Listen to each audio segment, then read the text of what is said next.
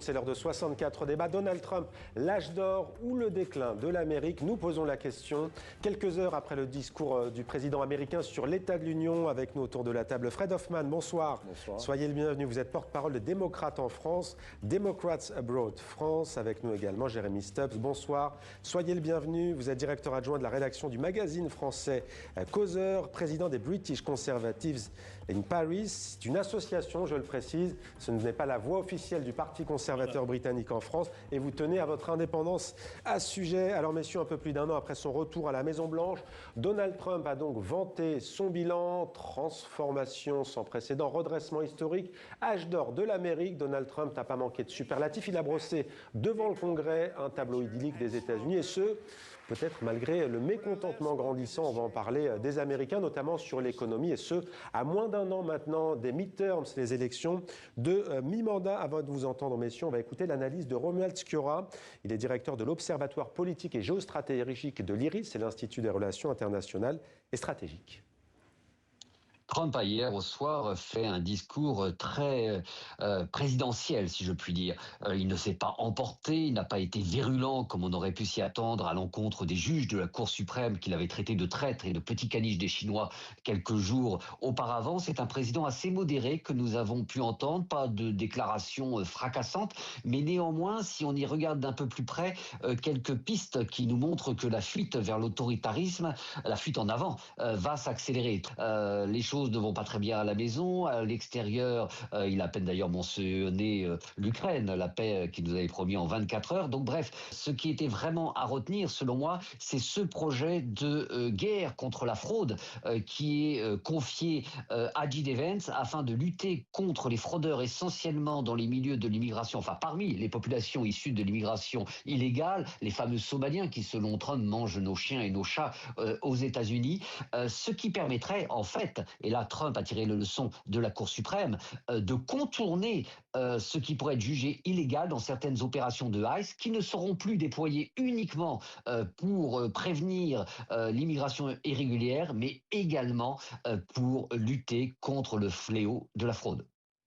Voilà, et je signale le prochain livre de Romuald Skiora, America 250, une histoire graphique des États-Unis, 250, l'âge des États-Unis depuis l'indépendance. Fred Hoffman, bon, ça ne vous a pas surpris, vous n'avez pas été épargné, vous les démocrates, par le chef de la Maison-Blanche. Que vous inspire le discours sur l'état de l'Union de Donald Trump? Déjà, c'était prévisible. C'est Trump à 100%. Ouais. Et vous savez, c'est le meilleur de tout. C'est le meilleur du monde. Personne n'a jamais vu quelqu'un qui a fait autant de choses comme ça. Ouais. Et c'est pas vrai? Il dit la même chose, c'est comme un meeting qu'il fait avec sa base. Ça n'a pas changé. Mais par contre, il y avait là, plein vous de dites choses qu'il ne s'est pas adressé aux Américains, mais il s'est adressé à sa base, c'est ce que vous dites? Oui, parce qu'il n'a pas du tout essayé de unifier le pays.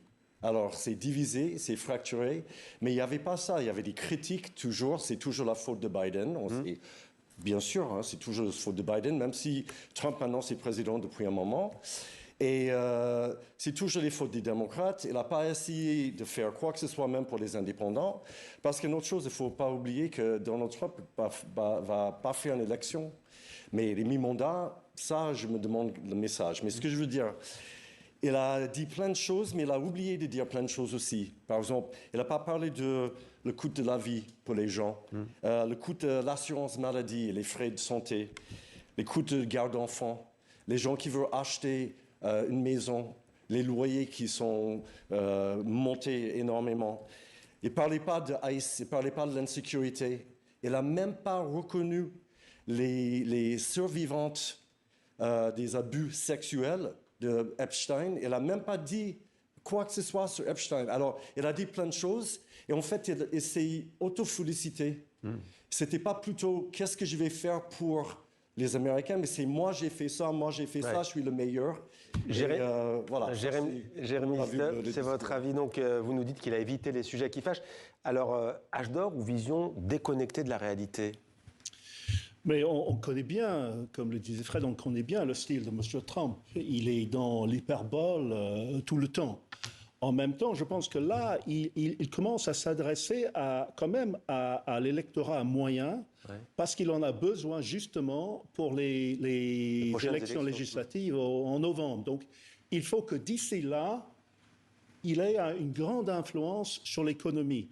Il y a des petits indicateurs qui sont plutôt bien, d'autres qui sont plutôt mauvais. Mais alors, quels étaient-ils? Parce que s'il n'a pas parlé du logement, s'il n'a pas parlé de la vie chère, s'il n'a pas parlé de certaines de ces choses, il dit que bon, le prix de l'essence a baissé, ça c'est vrai, tandis qu'il est vrai que le prix du café s'est envolé.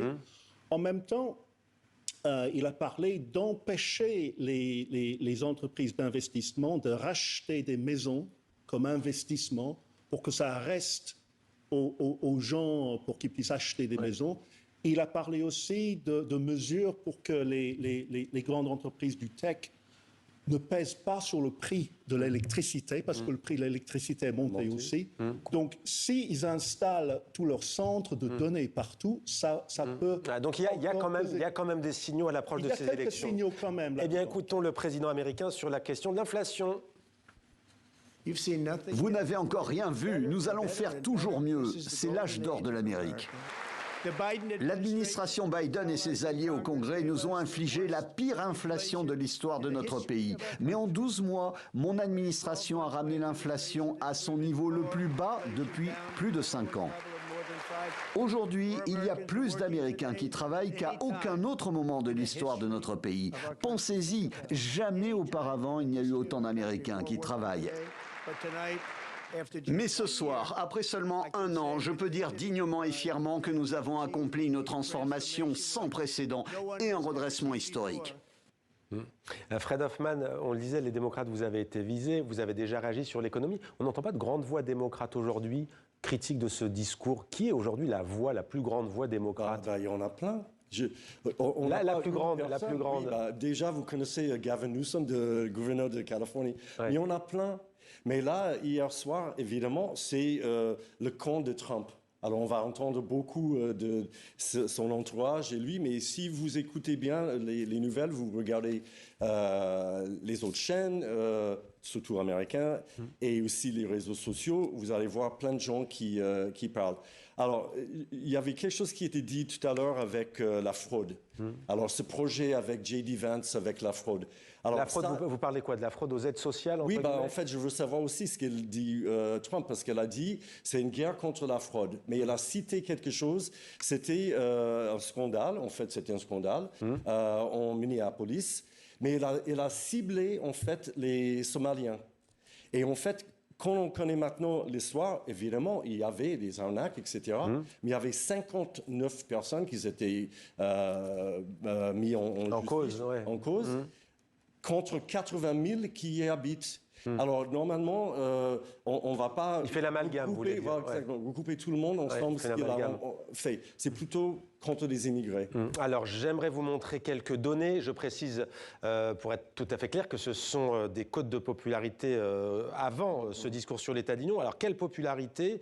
Regardez plutôt, 55,7% des Américains désapprouvent le chef de la Maison-Blanche et sa politique. 41,2% approuvent sa politique. Selon Silver Bulletin, on est loin du président qui a triomphé il y a un peu plus d'1 an à la présidentielle.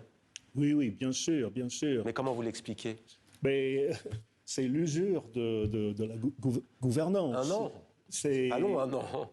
Si. D'autant que si vous comparez d'autres chefs d'État ou chefs de gouvernement au même moment, comme Starmer, que je ne cite pas pour le déprécier, mais juste à titre de Premier ministre britannique, travailliste. On trouve que gouverner, c'est se rendre impopulaire. Mais quelle a été son erreur, selon vous, pour baisser comme ça? Est-ce que ce sont les droits de douane? En fait, avant d'en arriver là, il faut dire qu'aujourd'hui, pour prendre des mesures, qu'elles réussissent ou non, qui marchent dans un certain temps, il va falloir attendre. C'est tout l'argument. Ça, c'est ce que disent tous ceux qui arrivent au pouvoir, même les démocrates d'ailleurs. Hein. Oui, bien sûr. Tout le monde le fait quand même. Bien sûr, mais c'est pour cette raison que tout le monde, pratiquement, et ça s'applique à M. Biden aussi, se retrouve dans la même situation, tôt ou tard. Qu'est-ce que Trump a promis pendant la campagne? Je vais baisser les prix le premier jour. Je vais arrêter la guerre en Israël et Gaza le premier jour. Voilà, mais maintenant, Sur Gaza, sur Gaza, Gaza, beaucoup de patience. Ouais. Oui, mais beaucoup de promesses pas tenues. Ouais. Mais les chiffres-là, vous avez montré, pardon. C'est parce qu'aussi... Mais regardez, il y en a d'autres encore plus précis. Hein. Voilà. Ça, sur des questions précises, l'immigration, l'économie, le commerce et l'inflation, regardez, ça, c'est la baisse Mais il y a plein de gens qui de la confiance envers... Pour enchaîner sur ce que je disais tout à l'heure, il y a quand même une échéance pour lui, et c'est les élections législatives. Donc, il a quelques mois maintenant pour montrer qu'il peut faire ce qu'il avait dit, et c'est là qu'il sera définitivement jugé. Mais regardez-vous, l'immigration à causeur, c'est l'un de vos dadas. Regardez, moins 12,4% de confiance sur une question qui est quand même l'un des piliers de sa politique. La question de la police fédérale, l'ICE, controversée à Minneapolis, ça a vraiment fait des dégâts. Et pourtant, c'est un dossier où il a, dans ses propres termes, réussi.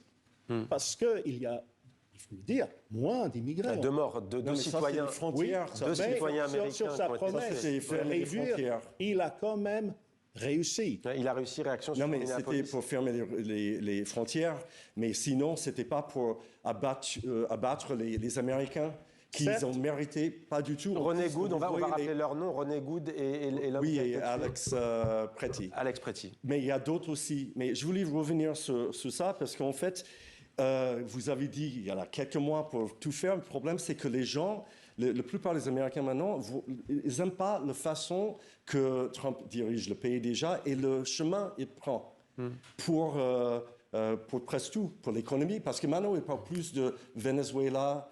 L'Argentine, elle a donné 20 milliards de dollars. Maintenant, l'Iran. Il veut qu'il concentre sur les choses aux US qui vraiment touchent... Alors l'Iran, justement, regardez, écoutez le président américain. Ils ont déjà développé des missiles qui peuvent menacer l'Europe et nos bases à l'étranger. Et ils travaillent à fabriquer des missiles qui pourront atteindre bientôt les États-Unis. Après nos derniers bombardements, ils ont été avertis de ne plus tenter de reconstruire leur programme d'armement, en particulier en matière d'armes nucléaires. Et pourtant, ils continuent. Nous avons tout anéanti et ils veulent tout recommencer encore une fois. Ma préférence est de résoudre ce problème par la diplomatie. Mais une chose est certaine, je ne permettrai jamais au premier soutien du terrorisme au monde d'obtenir une arme nucléaire. On ne peut pas laisser faire. Jérémy Stubbs, à votre avis, Donald Trump va-t-il engager les forces américaines dans une action militaire en Iran? Pas encore, pas encore. Demain, il y a des négociations. Et nous attendons pour savoir ce que nous attendons, en fait, parce qu'on ne sait pas. On ne sait pas.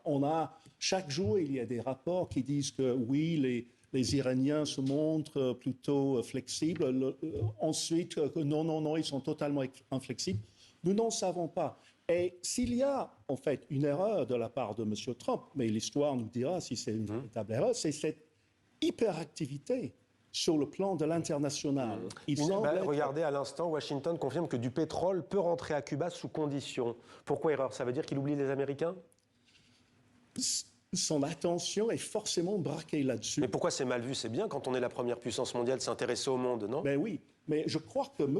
Trump pense en fait à la postérité et à son image de grand président. Oh non, le prix Nobel. Je pensais que vous étiez sérieux. On est bien d'accord. J'ai failli prendre. Il met son nom sur tous les bâtiments maintenant à Washington. Et ça arrive avec beaucoup de présidents d'ailleurs. Il pense à cette qui va laisser à la postérité leur nom à l'avenir. Sur la question de l'Iran, les Américains, qu'ils soient démocrates ou républicains, ils ne veulent pas d'intervention militaire ou est-ce que c'est partagé? Déjà, il faut que je dise que je ne peux pas vraiment parler des affaires étrangères. C'est pour ça que je vous parle du ressenti des Américains. Mais le fait qu'il a cité quelque chose pendant son discours, je vais juste dire une chose.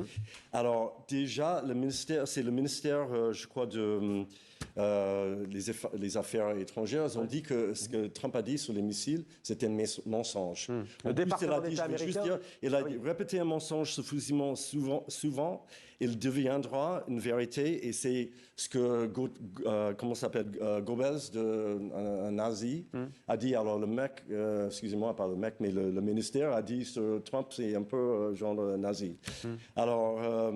moi, je ne pense pas que les gens veulent avoir une guerre. Mais déjà, Trump a toujours dit « je ne suis pas le président des guerres ». Et là, il a dit « j'ai gagné 8 guerres », mais qui est faux déjà, parce qu'il veut juste de reconnaissance, il veut le prix Nobel, il veut les médailles de FIFA, etc. La Fédération internationale de football, il a déjà eu la médaille de la FIFA. Oui, mais... Merci Fred Hoffmann d'être revenu sur notre plateau. Merci également à vous, Jérémy Stubbs, d'être venu sur notre plateau et pour vos éclairages respectifs, parce que pour un débat, c'était, on va le dire, plutôt courtois entre un conservateur, certes pas américain, mais britannique. Merci à tous les deux.